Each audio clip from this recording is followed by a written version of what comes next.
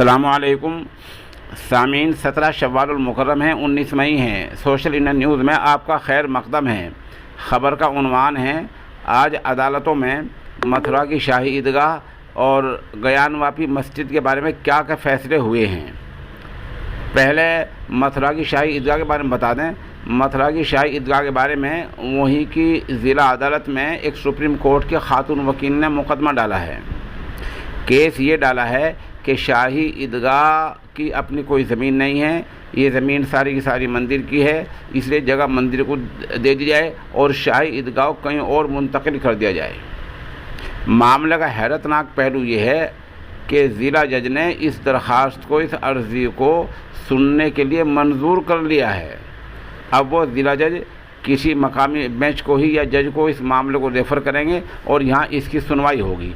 इससे आप अंदाज़ा लगा सकते हैं कि पार्लियामेंट में जो कानून पहले पास हुआ था 1991 में उसकी उस तरह से उसकी खिलाफ वर्जी हो रही है। ये तो आज मथुरा की शाही ईदगाह के बारे में हुआ है।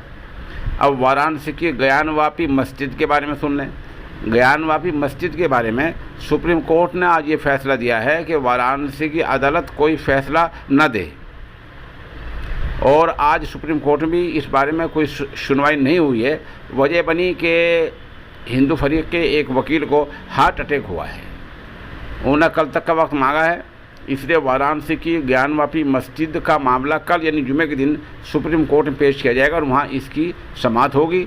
सुप्रीम कोर्ट ने इस दौरान वाराणसी की अदालत पर रोक लगाई है कि किसी भी तरह का कोई फ़ैसला न दिया जाए। ये दोनों फैसलों का खुलासा है।